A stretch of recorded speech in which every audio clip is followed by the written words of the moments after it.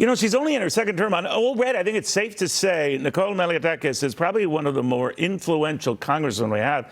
There are 435 of them. She's kind enough to join us right now.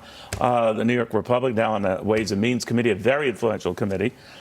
So to that Congresswoman, I would raise with you what I was with Gene Sperling, the economic advisor. You're going to be knee-deep in these discussions on what to do about the debt limit. He's saying don't tie spending to it. Just raise the darn thing. We can have a separate discussion about spending later, you say.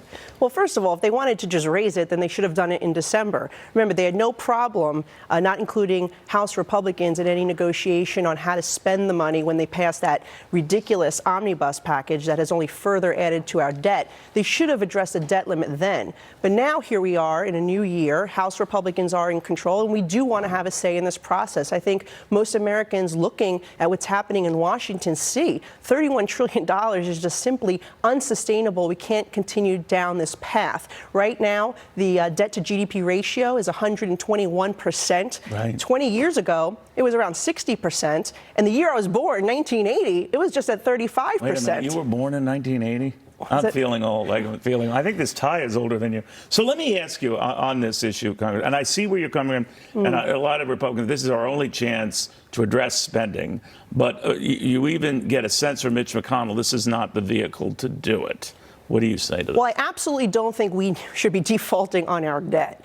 But I do believe we need to have an important discussion about future spending in this country. I think most people would say that our system is very bloated. We have a bloated bureaucracy. There's a lot of discretionary funding there. There are a lot of programs that, haven't been reauthorized in years. Some of your colleagues say a shutdown is the only way to get the White House's and Democrats' attention. What do you say? Well, a shutdown could potentially come later on, and that, but there's certain things that are inevitable, mandatory spending. Look, we need to keep funding certain things, right? We need to make sure we're funding our military, that Social Security checks are going out. So some things I think should not be negotiable. But what I do believe is we need to set ourselves on a path now for the next 10 years, looking at this over the next decade. How are we going to now start ensuring that we have a balanced budget, that we start paying down this debt? Because one thing is for sure, this country cannot survive. No, I get that. But did you think Kevin McCarthy locked himself into with some of your extreme colleagues who are not going to give him any wiggle room on this, even if it means shutting down the government for an extended period of time, even if it means potentially a default?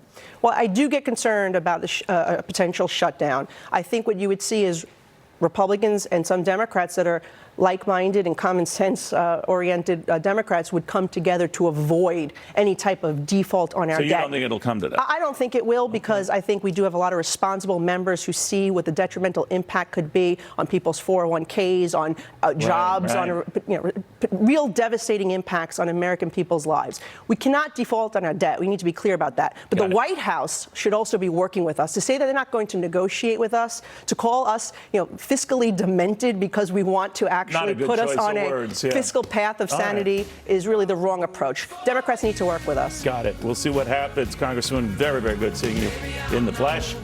Something she said might have just eased the market's fears, because right now we're down all of 166 points. We had been down close to double that.